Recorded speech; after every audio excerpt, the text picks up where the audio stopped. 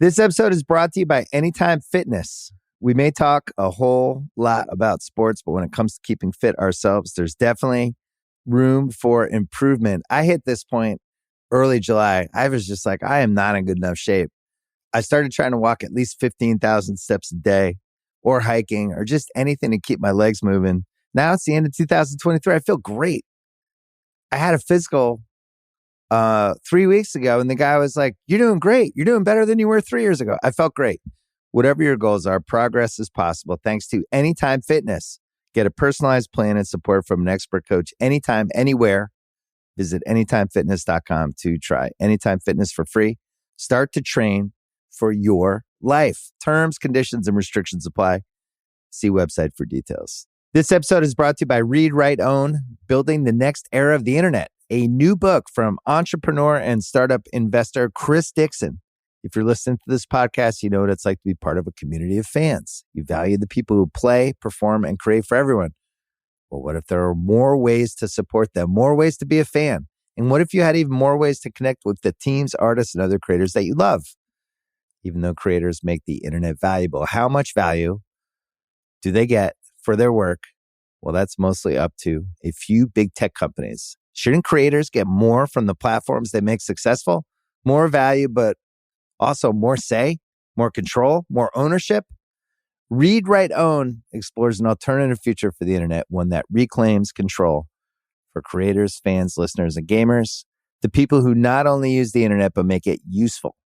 Read, Write, Own imagines an internet built by us for us. So order your copy of the book today or learn more at readwriteown.com.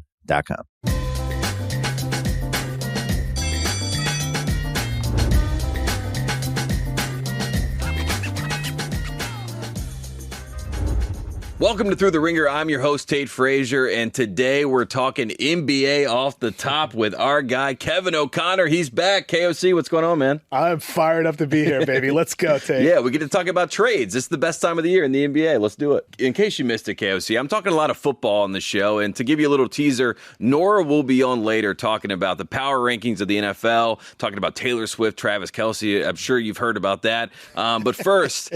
we got to talk about the big news of the day in the world of the Ringer, in the world of basketball and beyond. And we're talking about Dame Dollar is officially a Milwaukee Buck. KOC, what was your initial reaction when you saw the news? A level of shock. Right. Because the Bucks in a vacuum with Jrue Holiday in his 30s, only 2 years left on his contract, previously said he plans on retiring after this current deal. It seemed like they just didn't have enough, especially more than some of the other teams that were out there. But the Raptors, from what I understand, were not offering Scotty Barnes or Pascal Siakam or OG Anunoby. Seems like one of those guys would have to go for Dame, right? Absolutely. And the Heat, they had their offer with multiple first-round draft picks, Tyler Hero, Nikola Jovic, but that wasn't better than what the Blazers feel like that they could get with the two swaps from the Bucks in the future, the unprotected pick in the future, and with the young assets they get in return in DeAndre Ayton, a young upside player in the three-way with the Suns. But then also Jrue Holiday. I don't think it's a coincidence that the day before the deal happens, he comes out and says, I'm not going to retire in 2 years. That increases his value around the league, because there were people that did really take his previous statement seriously about, I think I'm going to retire after my current contract. But that changes things now. I think any contender would want Jrue Holiday, and the Blazers could probably get a haul for him by flipping him maybe by this weekend. Yeah, let's work back. We're going to talk about Jrue here at the end and talk about, kind of the prospects. A lot of teams obviously putting their names out there saying they want Jrue Holiday.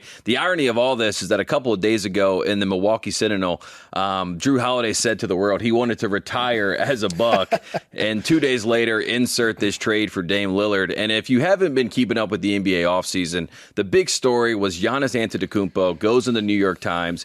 He says if the Milwaukee Bucks aren't willing to be a championship contender, then he has to go someplace else. Well, it sounds like the Bucks heard him loud and clear. They make their biggest move since they traded for Jrue Holiday back in the 2020-21 season when they won the NBA championship. And now when you look at the odds, KOC, they're the favorites to win the NBA championship. Do you think that they should be the favorites now that they have Dame and Giannis together? I do think the Bucks should be the favorites. You look at what that dynamic could be between Giannis Antetokounmpo and Damian Lillard. Neither of those guys have ever played with a player as great as the other person has. Like Dame now has Giannis as potentially a willing role guy, an elite finisher. If teams are switching that pick and roll duo against them, one of them is going to have a matchup advantage. Damian Lillard, the dynamic scorer that he is with and without the ball, how he could operate next to Chris Middleton. I just think the Bucks, when you think about Giannis and Dame at the core of their offense, with Brook Lopez spacing from 35 feet, Chris Middleton as a secondary option, and then a plethora of different guys that can throw at that fifth spot on the floor. Jay Crowder, Pat Connaughton, a young guy like Marjon Beauchamp. They are a deep team up top with the amount of starred level talent they have, but they also have some options on their bench. And I think, they get an edge ahead of the Celtics at this point. I had the Celtics previously as the favorites in the East. I put the Bucks one spot ahead of them, and that's out of respect mostly for what Giannis has proven in the playoffs and what Dame has proven despite having less than ideal supporting cast throughout his entire career. And a lot of people have been bringing up this clip from the All-Star game a couple of years ago when Giannis was drafting his team, and Dame first. Yeah, right. LeBron James was sitting there and he's like, I already know who Giannis is going to take because he's all about loyalty, right? And then he doesn't take his teammate Jrue Holiday. Jrue Holiday in the background, Kyle Mann pointed this out. It kind of gives like a sideways look, like what's going on here.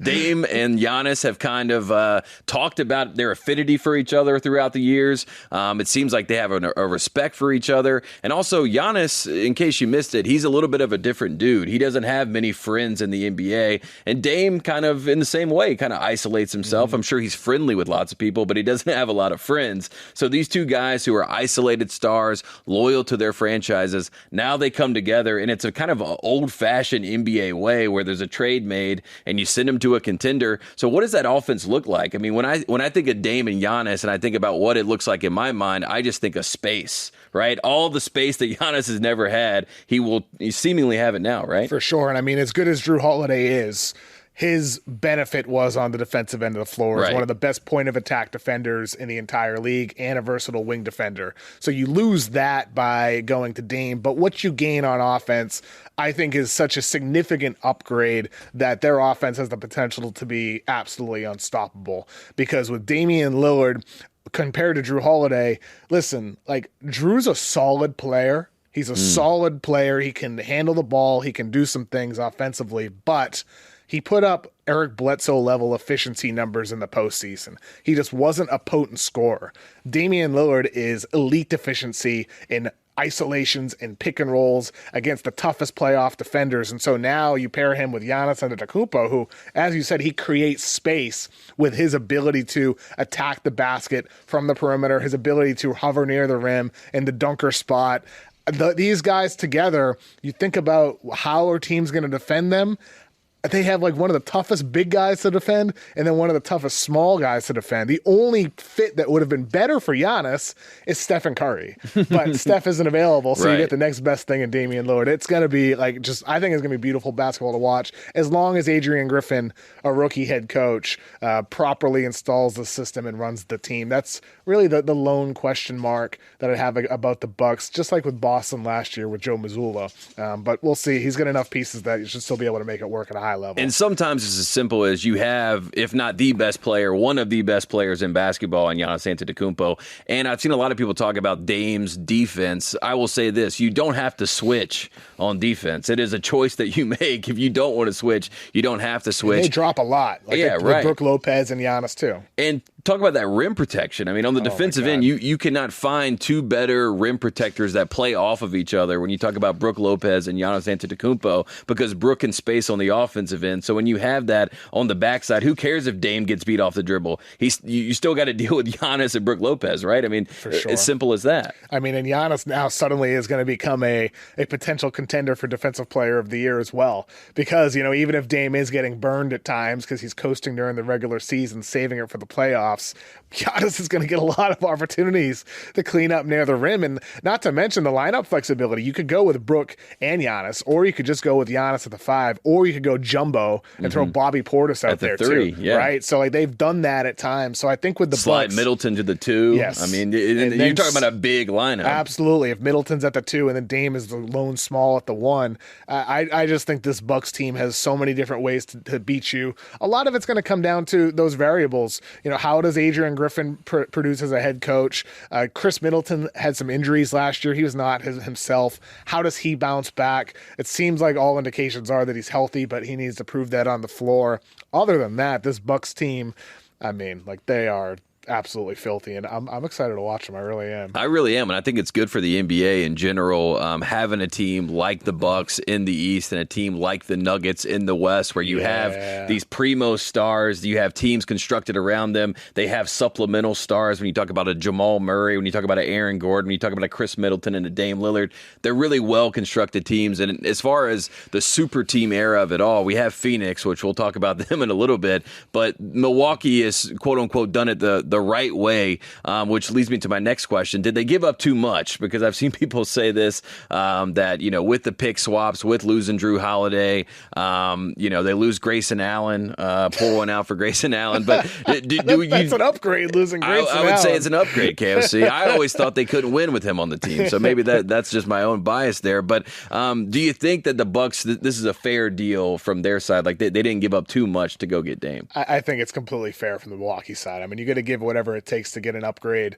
like Damian Lillard. The giving up, yes, you give up an unprotected pick in the future at a time that maybe Giannis isn't there anymore. Maybe you stink by that point. Maybe those swaps end up, very good picks. But the point is winning now. And this is a team that's going all in with an all-time level player in Giannis. And they're saying, hey, we're going to do whatever it takes to win with you. And this isn't like when the Cavs traded a first-round pick for Channing Frye or Richard Jefferson back in the LeBron days. This isn't that type of thing. This is them getting Damian Lillard. It's worth it. Absolutely is worth it. And you got 2 top 75 guys in their primes on the same team. I mean, anybody would take that. That's what the Lakers are trying to sell with LeBron, who's not in his prime, but he's still in this post-prime, kind of aura era. And then you got Anthony Davis. So, I mean, when you have 2 top 75 guys, you're doing pretty well. In his prime, that's the thing that gets overlooked with Dame. He just had his career high scoring season with points per game and scoring efficiency, true shooting percentage, effective field goal, whatever you want to look at. It was Dame's best season statistically. I love that. We're going to take a quick break. When we come back, we're going to talk about the Portland Trail Blazers, what they got in this deal, and then we'll eventually talk about the Phoenix Suns, because I have some questions for KOC. We'll be right back.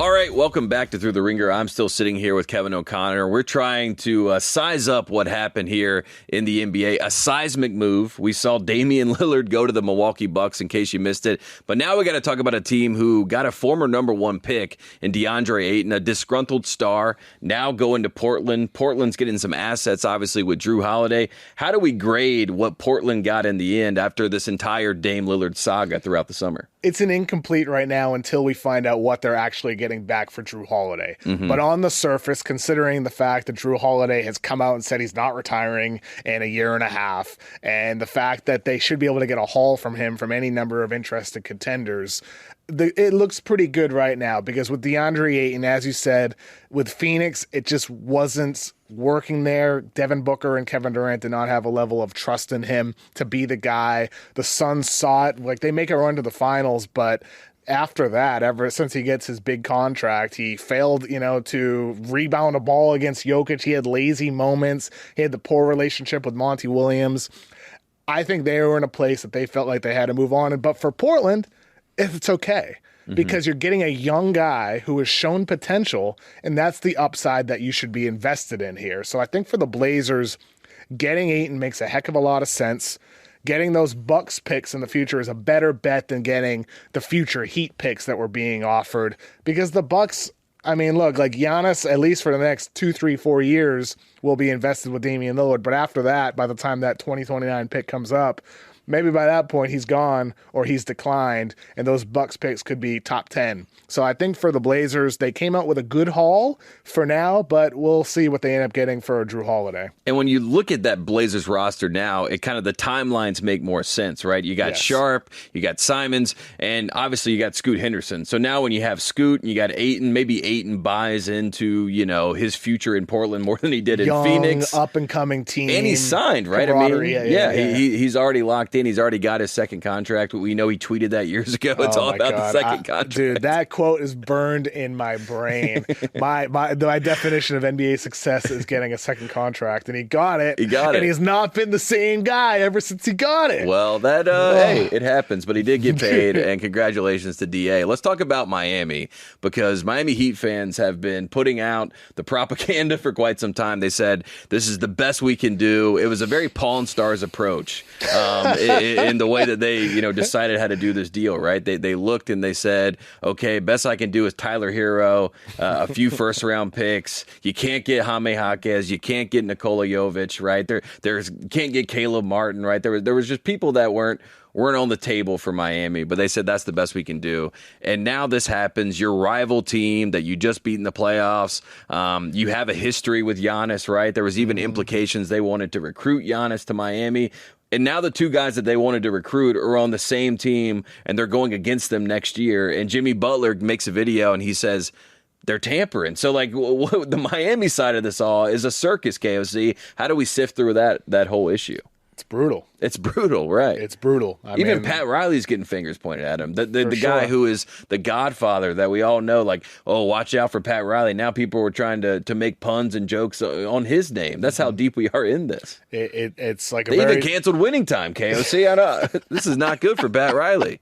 That's a bad omen for him. But I think for the Heat here, this is a tough spot to be in. Yes, you've made 2 of the last 4 finals. And yes, you had this miraculous run. You're minutes away from losing in the play-in. You win 44 games in the regular season, and you go all the way to the finals with a bunch of undrafted guys and second-round picks. It's an amazing story that they got all the way there. But then they got blasted in 5 games, and it was proven that they need more. And then they passed on the opportunity to go get Bradley Beal this summer with the hopes of getting Damian Lillard. That didn't happen a year after having a chance to go get Donovan Mitchell, and you don't get him either. And I think for the Heat, you look at the list of guys they've had interest in ever since getting Jimmy Butler in 2019, whether it was Chris Paul or those names I just mentioned, they've bypassed all those opportunities by not going all the way in. They weren't willing to trade Jaime Jaquez, as you said. Mm-hmm. Tyler Hero, it's not their fault that teams around the league didn't have a ton of interest in him. I don't think from the Portland side of things that they were going to get anything as valuable for Tyler Hero that they can get for Jrue Holiday. We'll find that out for sure this weekend. So in some ways, it's not Miami's fault, but in others, dude, you're in this situation now when you've been so close. Are you going to go get Jrue Holiday now? Is Portland even going to be willing to trade with you? Are you going to go wait for somebody else? Who's next? They need to make a move. It's just a matter of when they're going to make it and if that opportunity is even available. It sucks for Heat fans. It really does. Mm-hmm. It does. But ultimately, they were fed all this propaganda for months, and I think everybody bought into it. But this is why I've been hammering home the point. The offer is just not that good. Mm-hmm. It's not that good of an offer. I don't think the Bucks offer was necessarily amazing, but it was still better than the Heat offer, considering the Jrue Holiday X factor. Especially when you think about pick swaps, right? And you talked about that, forecasting the future. Which franchise is probably going to stay at a competitive level? Probably Miami, just based on the history. That's why you say, hey, I look at 2028, 2029, 2030. I'd much rather do pick swaps and their unprotected pick swaps in 2028 and 2030 with the Milwaukee Bucks. That is, I think, a big crux of the argument on the other side of that. But I understand the frustration from Miami fans. I could only imagine what it feels like to be Tyler Hero.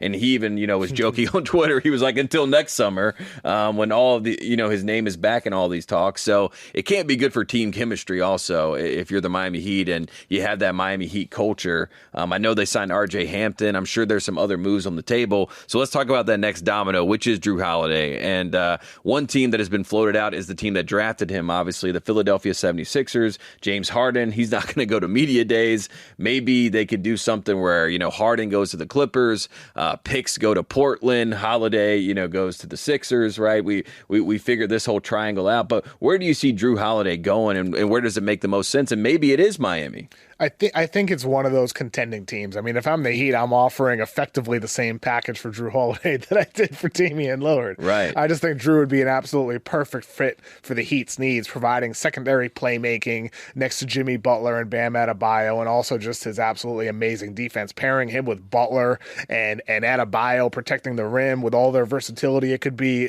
devastating on the defensive end. So Miami should be going hard after Jrue Holiday at this point. But again, it's the same question.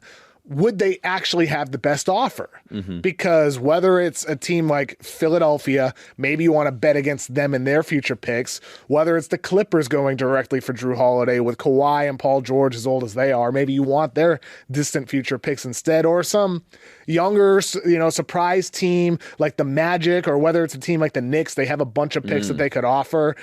Like Miami should be going after Jrue Holiday, but I think there's just so many teams that could end up stepping up with a better deal in the same way that the Bucks did to outbid the Heat offer. And what do you need now if you're in the East? You need someone who can guard Dame Lillard on the perimeter, right? And I think Celtics fans are probably kicking themselves a little bit because Marcus Smart would be the obvious answer, right? The former Defensive Player of the Year. He would be the guy that you would sick on Dame Lillard in the playoffs. But now you have a guy that not only does he have his own talent defensively, but he has a little bit of a chip on his shoulder. If you're Miami, if you brought him in to go against Dame, so cool. If you're the Boston Celtics, let me ask you about the Celtics. Why would they not get involved and try to bring in Holiday to kind of cover that, defensive side on the perimeter and have someone that they can throw at Dame? I mean, for the Celtics, it's tough in terms of the players you'd have to give up to match salaries. You're either having to give up Malcolm Brogdon, who wants to leave, so you're happy giving up him. Okay. But then you also have to give up either Derek White, Robert Williams, or Al Horford. And if you're giving up Robert Williams with Malcolm Brogdon, maybe you're cool with that because you got Kristaps Porzingis and you have Al Horford. You have some depth at the big man position. So I would lean towards yes, you can deal up to 4 future first-round draft picks, up to 8 second-round draft picks. The Celtics have a lot of pieces that they could deal. Jrue Holiday would be an absolute perfect fit, as you said, and he'd be an upgrade over Malcolm Brogdon. Obviously, that goes without saying. You have Derek White and Jrue Holiday in your backcourt. That's 2 guys you could stick on Damian Lillard in a series. 2 guys you could put on Mitchell and Garland if you're facing them. A guy you could put on Stephen Curry if the Warriors make a run, or Jamal Murray. There's just so many guys that guard point of attack defense is important to have, defending pick and rolls, but also just defending those guys who are stellar off-ball players. Dame is not just some on-ball guy. He can be a shooting guard as well as a point guard. 100%. Right. So I think that's where Boston should be stepping up here, even if it means sacrificing Robert Williams. Because, listen, I love Time Lord.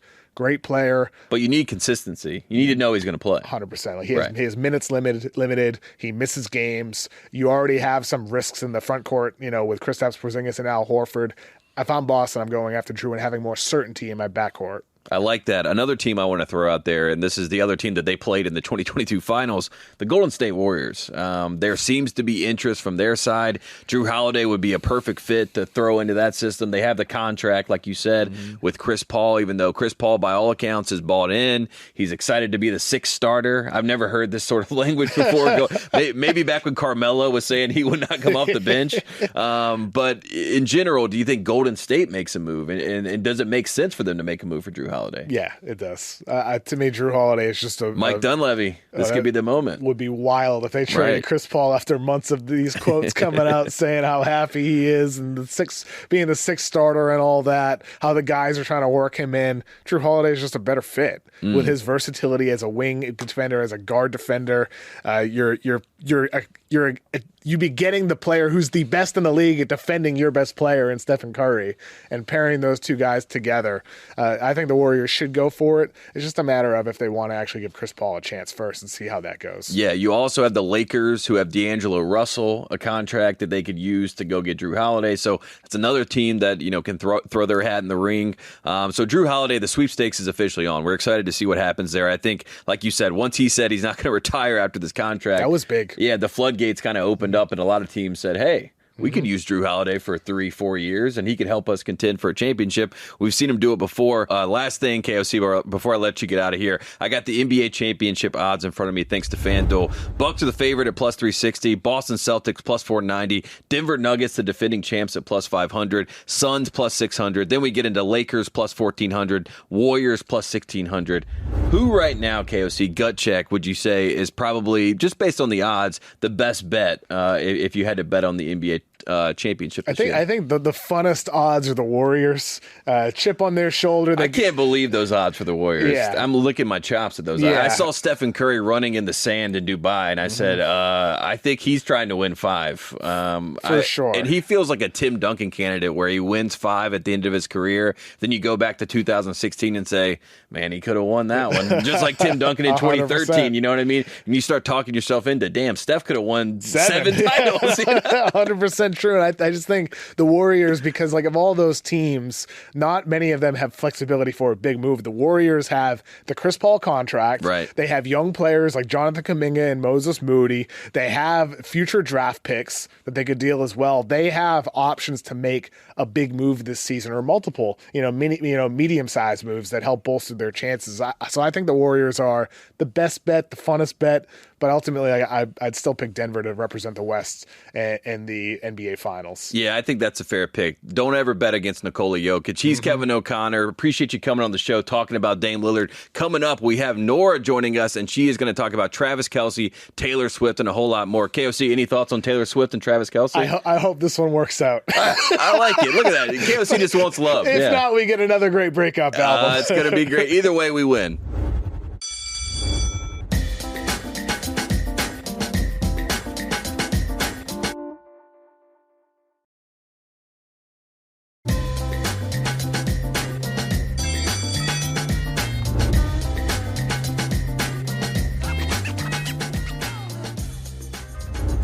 Welcome back to Through the Ringer, and I am in a different studio right now this week, and I'm fired up because we do have our great guest back. She has been on the show the past few weeks. She has been breaking down all things football, and you know her very well. Nora, it is great to see you.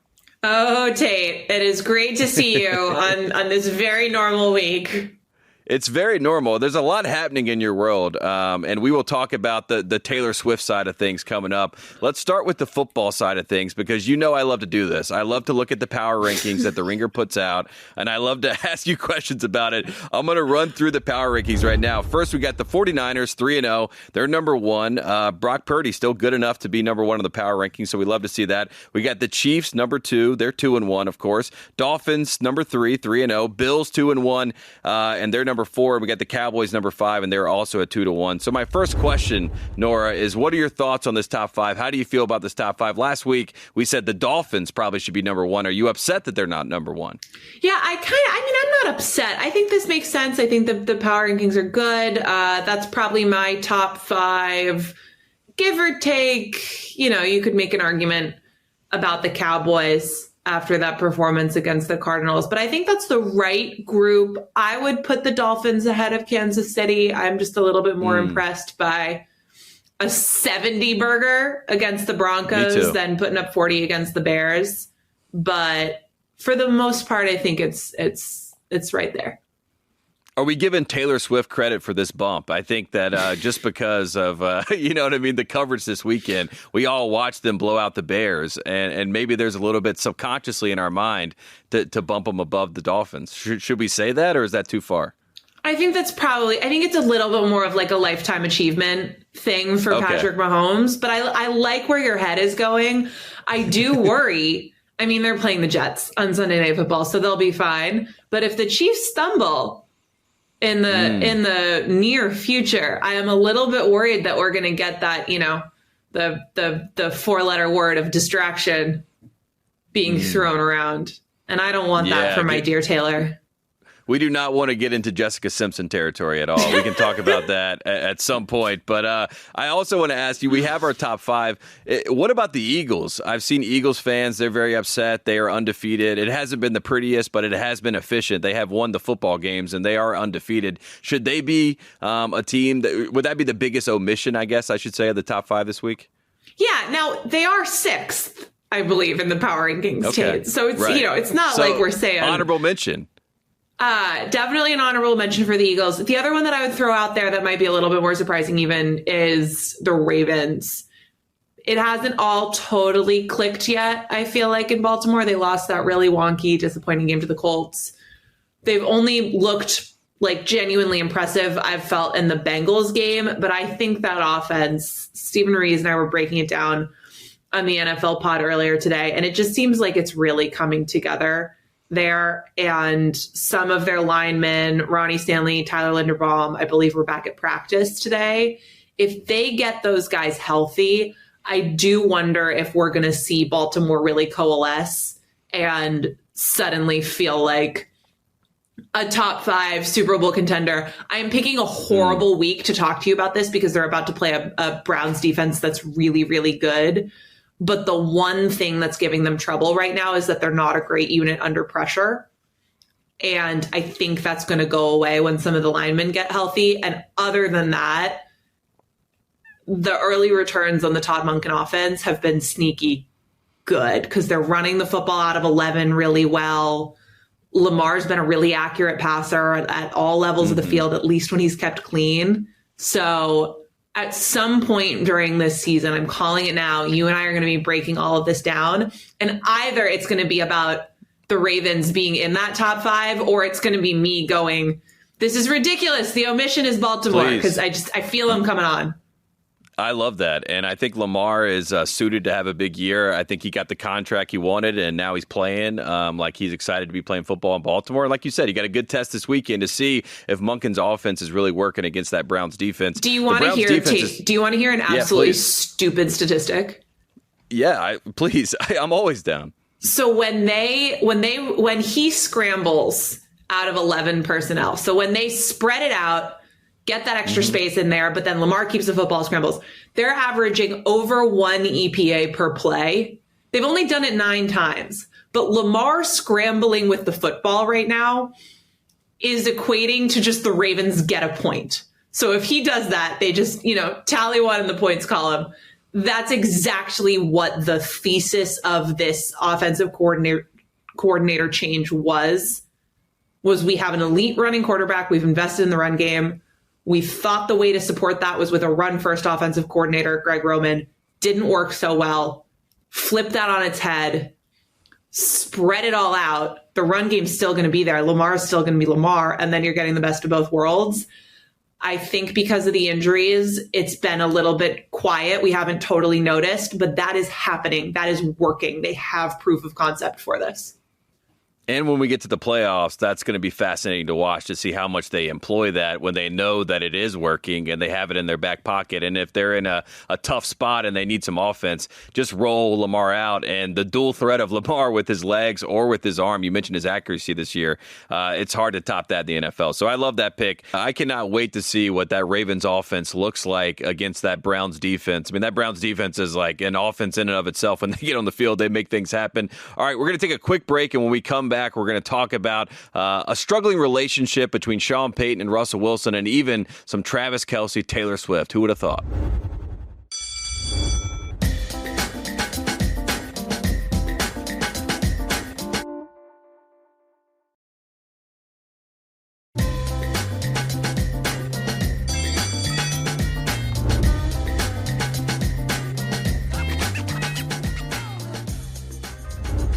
Let's talk about a team that is not so lovely to watch. That is the Minnesota Vikings. There's a lot of finger pointing that's going on. They're 0-3 right now. Kirk Cousins is seemingly playing good football, especially if you look at the stats. But who is to blame in Minnesota, and what do we expect? Do we think that Minnesota can kind of right this ship, or is a season on the horizon of being lost? I mean, who's to blame? Like the cosmos, the gods, right. Mathematics.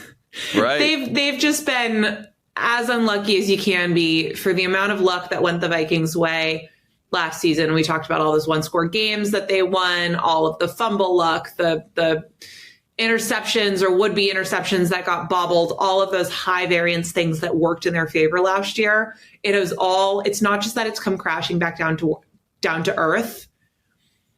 Now it is shocking in the opposite direction. They lost 14 fumbles all of last season. They are up to 8 now. It's been 3 weeks. They're not this bad. The Vikings were not as good as they were last season. They're not as bad as they are right now. I actually don't think that this is the worst thing that could happen to them, just because for a long time they've felt like this team sort of in purgatory. Mm-hmm. And this might force them to do something crazy, and maybe that helps, do some resetting there. I actually think Brian Flores has done really interesting things with their defense and is getting more out of less there. They're blitzing like crazy, and I think they're being clear-eyed about the talent deficiencies that they have defensively in a lot of matchups and just trying to create chaos so that they can get something out of those guys, because you want high variance situations when you're the lesser team talent-wise. So they're not this bad, but I don't know that losing these games is the worst thing in the world for them, just because it might help them decide to press the reset button a little bit. And, maybe it would get them to trade Kirk to the Jets. Right. I mean, I think that's the real big question, right? Everyone's waiting for them. They have their hand hovering over the reset button, and everyone's saying, just press the button, get Kirk out of here, move on. I mean, we even saw Justin Jefferson was, talking about the defense. The defense is trash. And like I said, there's just a lot of finger pointing happening in Minnesota, and there's also a lot of talent in Minnesota. So that's why they're so fascinating. And who knows, the tank race could be on. It could be Minnesota versus Chicago. So that'll be something that we'll watch on this show as we move forward. I also want to talk about another relationship that is, before we get to the real relationship that's taking headlines in the NFL. We'll do that after the break. But first, let's talk about Russell Wilson and Sean Payton, because these two, they were forced together. They both individually have had great success. They've won Super Bowls. Everyone thought that you plug and play, it would be great times. The first halves have looked good other than Miami. What lasts longer in Denver? I mean, or who lasts longer, I should say, between Sean Payton and Russell Wilson? I mean, who's going to be the last man standing with the Denver Broncos? I think it's Payton, which is, normally the thing about coaches as well, at least doesn't count against the salary cap. You can move on. But I really do think it's Payton, because he is the one who had the stamp of approval from this ownership group. Russell was a decision made by people who are no longer in charge of the Broncos. And I don't think that he would have taken that job. The circumstances under which he did made it pretty clear that he was coming in there with a very long leash. They let him go, give Jared Stidham $10 million. The implication is that this is your team. Try it out with Russ. Do your best to make this better. But if it's your way or his way or the highway, it's going to go to Payton, and he's going to be allowed to design that organization in the way that he wants to. The thing that's tough about that, even though I think that that is true, just because, again, he was the hire by the people who own the Broncos now, is that I would argue that it's Payton who's failing them right now a lot more than it is Russ, who's not having an incredible season, but he's playing pretty well. The offense is just okay. They're sort of middle of the pack, but he ranks pretty highly in a lot of the advanced analytics statistics. One that I do like is a composite score of EPA with completion percentage above expectation. So you're measuring sort of how the offense as a whole is functioning, but also is the quarterback throwing accurate balls based on whatever situation he's in. Russ is 7th there right now. It's not awesome. He looks a lot like he's always looked. The thing that he is struggling with more now than he did earlier in his career when the Seahawks were going to the Super Bowl and winning tons of games is just that the mobility is not what it once was. So he's having to work the check down a lot more. He's struggling with sacks at times. But if you look at how they've performed, the issues don't seem to start with Russell Wilson. They seem to start with, first of all, the defense is not good. And Payton is an offensive coach, but historically, one of the issues that have plagued his teams has been not great defenses and choices of defensive coordinator that don't seem to pan out. I think the Broncos are currently suffering from that. There seems to be a lot more like drama and just weird pettiness. We had the Nathaniel Hackett thing after they get 70 points put on them by Miami. Peyton was really, really snippy in the press conference. That makes headlines.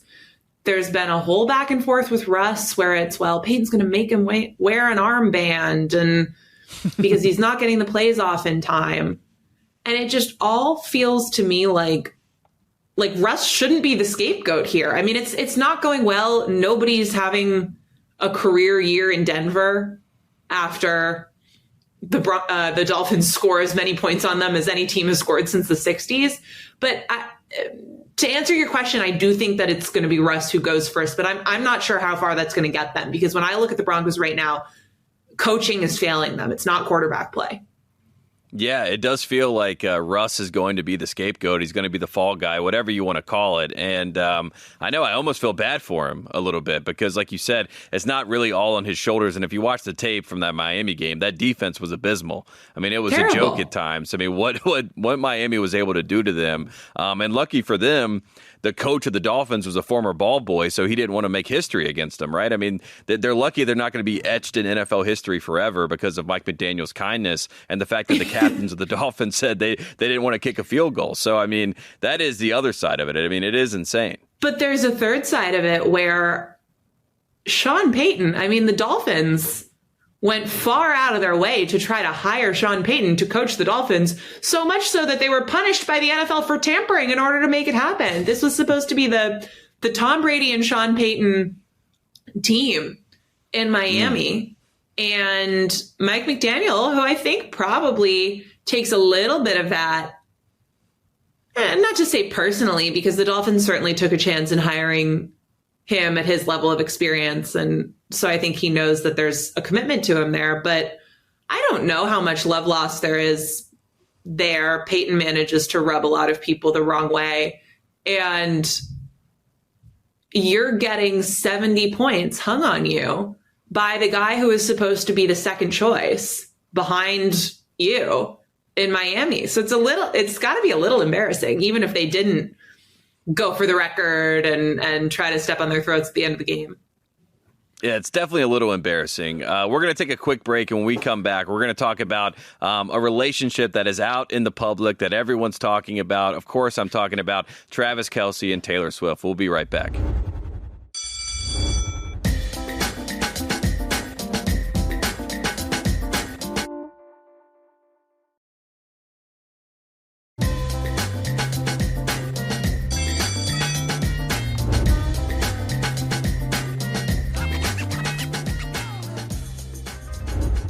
All right, welcome back to Through the Ringer. I'm still here with Nora. And Nora, it has been way too long and way too many days. I've been waiting to talk to you about this subject because you came on our show. You debunked this whole Taylor Swift, Travis Kelce thing. And I'm not saying that to disparage what you were saying. I still think you could be correct. But regardless, Taylor Swift shows up in Kansas City in the box with Travis Kelce's mom. We get the cutaway shots. We get a touchdown. We get an exit from the stadium. We get pictures on TMZ. Where is your head right now as a Swiftie, and are you still spinning like the rest of us? Completely spinning. This is the craziest thing that's ever happened. I mean, I'm really shocked, Tate. I have nothing else to say to you for myself. I'm flabbergasted by this. I am really enjoying it. It's just been delightful to see two of my favorite worlds completely collide. It makes me a little bit nervous.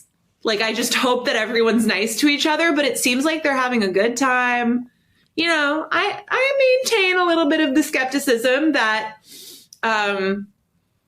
that this is something that had existed a long time prior beyond just texting or something before Sunday. But it seems like everybody's having a good time. It seems like Taylor was having some beverages up in the box. Seems like Travis picked out a special game day outfit, and I don't know. I mean, it sounds like we might see her back at MetLife again up there in the box on Sunday.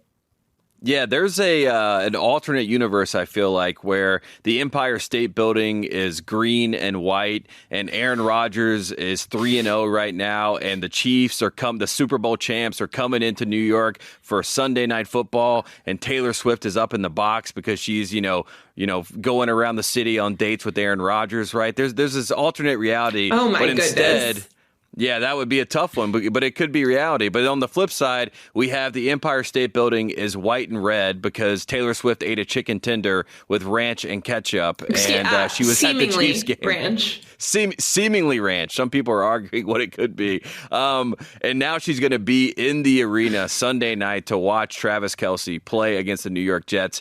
I mean, that just seems surreal to me, and I can't believe it's actually reality. How many cutaways? Let's do some prop culture. How many cutaways are we going to get of Taylor Swift in this game? And I think the line is set at around 8.5 right now. How many times will we see Swift? Hammering the over because, come on, the Jets are not going to put up a fight in this game. Right. That broadcast is going to need something to talk about. It's going to be all Taylor all the time. She's in her hometown. I guess, her current hometown. Right. Sometimes she considers Nashville her hometown, but I, as a New Yorker, like to consider it to be New York. So many cutaways, a million cutaways. Yeah, and I mean, like you said, it shouldn't be the best football game. You would expect the Chiefs to go in there, handle business. We won't talk about Zach Wilson ad nauseum on this broadcast because we'll talk about Taylor Swift. Is there any world in which, Taylor Swift ends up going to all of Travis Kelce's games? Like, if we were going to set the line on how many more games and the line is 1.5, would you take the over as well? Like, is Taylor Swift going to become like a staple in the world of NFL football? Well, so let's pull up the Chiefs schedule here because she goes back on the road in early November. I think she starts touring again in Argentina, like November 10th or something like that. Oh my goodness. So we've got Chiefs Jets this week. She'll be there. Chiefs at Vikings. I mean, if she goes to Minnesota for this man. Yeah, they're in love. Yeah, they should get married if she goes to Minnesota. Yeah, right. Then they've got Thursday Night Football, October 12th, Broncos at Chiefs. They've got some home games in there coming up. So maybe she'll get back to Kansas City. I don't know. That's a lot of football. That's a lot of football games, but it does feel like she's in. And Travis Kelce, I think he's tried to do a good job, and I think he's done the right job as far as the PR. He hasn't really talked about it too much. He's addressed it, but he hasn't made, a big show of it as much as he can be in control of the show. He's being a fan. It's right. Going over so well with the Taylor fan base, and it's because he's being a fan. The way that this started is him being like, I was at the show, friendship she's bracelet. So amazing, I made the friendship bracelet. And so of course the fan base loves him so far because he's like one of us. He's Taylor Swift's boyfriend maybe, but he's also a public Swiftie right now. So it's going, he's playing it pretty well, I would say. Do we think there's a world in which, what is the worst case scenario here? Is there a world in which it does go bad? Because even if it does go bad, Nora, that usually means that you get an album, right? I mean, if you're a Swiftie, this is the dream. This is what you want. I've had a lot of conversations with people lately about the idea of, is it real? Is it PR? And what that even means? Because look, the world of celebrity dating, I can't even imagine how strange that is, right? So can something be mutually beneficial and everybody understands that, but then, you're enjoying each other's company and she's 5'11". There's a lot of guys who, don't look as great standing next to her. And all of a sudden it's like, maybe there's a little something here. All of that I think gets very murky. If we're looking for a line, like a litmus test for, is this real? We will know when we get a song, or when we feel confident that we're not getting a song. Right now, I can't tell you that I really think there's going to be a Travis Kelce song. But if there is, I can't imagine. I'm just trying to put myself in the headspace of the Taylor Swift song about Chiefs tight end Travis Kelce. And it's very funny for me to think about. But that is how we will know. We may not know for years, right? But that will be my ultimate decider, is if she ever sings about him. I think that is the ultimate litmus test for everyone out there. It's going to be fun on Sunday Night Football. I can only imagine the ratings when it all comes in to see how many people are watching this game. So that's going to be fascinating stuff. Nora, thanks so much for coming on Through the Ringer. We appreciate you giving us all the insight as always. It's going to be a fun week in the NFL. Where can we find all your amazing work outside of what you do here on this program, giving us all the insights on T. Swift and Travis Kelce?